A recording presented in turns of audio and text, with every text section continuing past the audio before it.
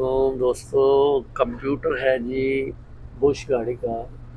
Bush का computer है। ऑक्सवैगन गाड़ी को ये आता है 2000 मॉडल जो है जी इसका 2001 से लेके 2016 तक का आ रहा है। 17 में भी है। हाँ, 2017 में भी है। बेंच का प्रोटोकॉल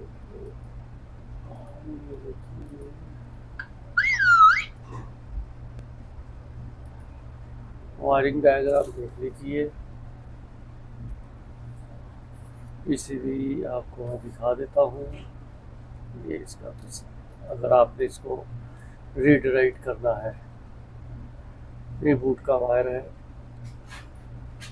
प्रोसेसर का नंबर भी देख लीजिए, वो TC1797।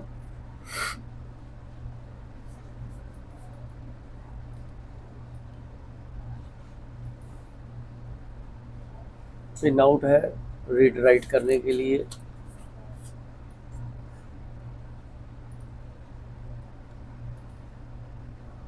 बेंच, वो बूट था, ये बेंच के ऊपर है। आपने इसको अगर बेंच पे करना है तो ये ऐसे पिन आउट लगा लीजिएगा, और अगर बूट पे करना है तो वैसे कर लीजिएगा।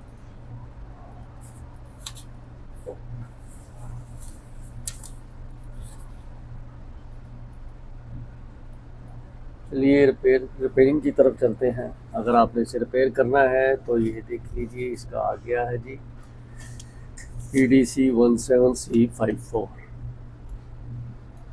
सबसे पहले ये एरिया वो बता रहा है, डायोड का एरिया, हमें इसे चेक करना है अगर कोई प्रॉब्लम पैदा हो रही है। नीचे आएंगे, ये उसने सीधा से लिख दिया है जी स्मार्ट डिवाइस है, सेक्शन इंजेक्टर बैंकर के लिए। जो गाड़ी में इंजेक्टर है उनके लिए है। नीचे भी यही प्रोसेसर सेम नंबर का ही है। ये आईसी है जो सेम नंबर का ही होगा। नंबर उसने बताया नहीं है, मगर यहाँ हमें नंबर मिल रहा है। यहाँ नंबर 32530 325। हाँ, ये देखिए, ये दोनों नंबर सेम है, इसीलिए इन पे इन्होंने यही इंजेक्टर का ही बताया है। दोनों सेम है, दोनों का एक ही काम है। इसलिए यहाँ पर उसने फर्स्ट, ये सेकंड है इंजेक्टर बैंक का, और ये फर्स्ट इंजेक्टर बैंक है। एक नंबर और दो नंबर सेम, इन दोनों का काम यही है।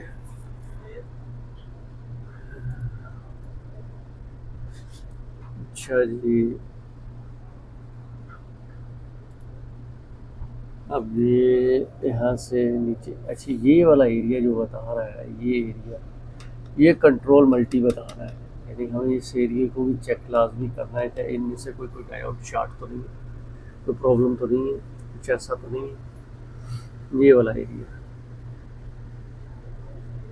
एक डायोड ये बता रहा है रेजिस्टेंस 4। हाँ, ये रेजिस्टेंस ज़रूर चेक किया करें, अक्सर ये रेजिस्टेंस ख़राब हो जाता है।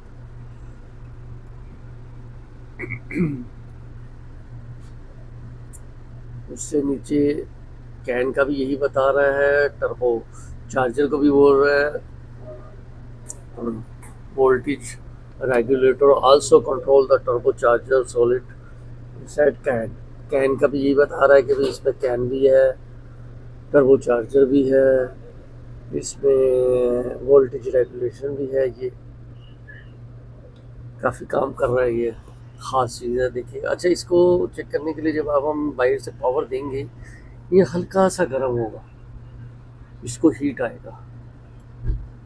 बहुत ज़्यादा हुआ तो कहीं से शॉर्टेज है, अगर हल्का सा हीट कर रहा है तो इसका मतलब ये काम कर रहा है जी। माइक्रो प्रोसेसर है। अच्छा, ये क्या है जी, सिग्नल कन्वर्टर। ये जो आईसी है ये सिग्नल कन्वर्टर के लिए है। ये वही रेजिस्टेंस आ गई है। इसका मोस्टफोर्ड बता रहा है जी, ये बोल रहा है मोस्टफोर्ड बूस्टिंग पावर सप्लाई। ये पावर सप्लाई का मोस्टफोर्ड है जी। ये जो चीज़ें इन्होंने बताई हुई हैं ये ज़्यादा यानी 90% इन्हीं प्रॉब्लम मिलता है। 10% कोई आप कह सकते हैं कि इनमें से कई रेजिस्टेंस या ये कैपेसिटर डायोड्स वगैरह या आईसी वगैरह आपको मिलेंगे कोई ना कोई ख़राब, लेकिन सबसे ज़्यादा जो आपको मसला है इन्हीं आईसीयू में ही मिलेगा। इसलिए कंपनी ने इनको ज़्यादा तवज्जो से बताया है। छोट सिंपल सा है, ये एरिया चेक करेंगे, यहाँ से ये एरिया ये रेजिस्टेंस का बता रहा है और ये जो आईसी बता रहा है। ऑक्सवैगन में ये कंप्यूटर आ रहा है ED17C54।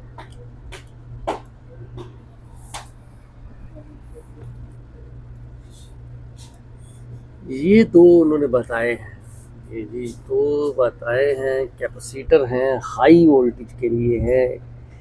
ये अक्सर शॉर्ट हो जाते हैं जिससे जो है सिस्टम डेड हो जाता है।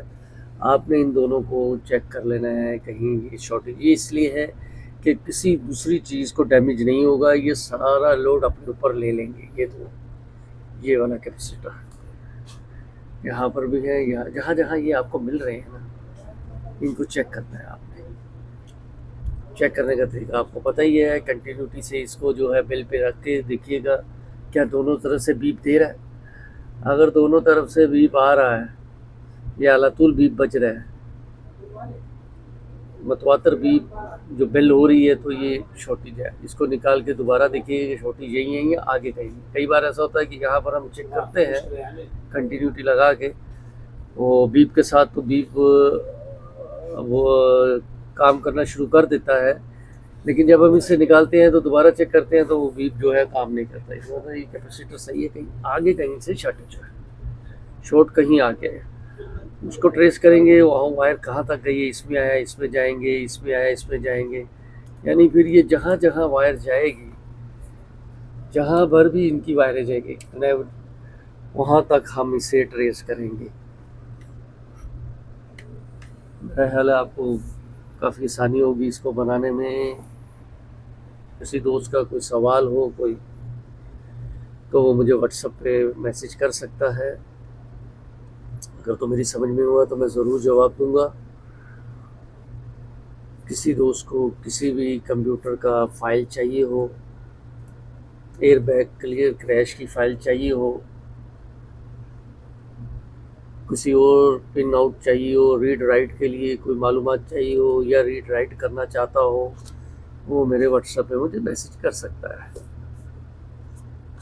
जो दोस्त भी हमारे साथ शामिल हैं, जिन्होंने मुझे सब्सक्राइब किया हुआ है, उनके लिए ये सब मालूमात, सब फाइलें जितनी हैं हमारे पास, ये सब फ्री है। जिन दोस्तों ने भी सब्सक्राइब किया हुआ है उनके लिए हर चीज़ फ्री है जी। वो चाहे एयरबैग का फ़ाइल मुझे अगर सेंड करते हैं, मैंने क्लियर क्रैश करके अगर मेरे पास हुआ तो मैं भेज दूँगा विदाउट मनी, बग़ैर पैसे के। ये फ्री है।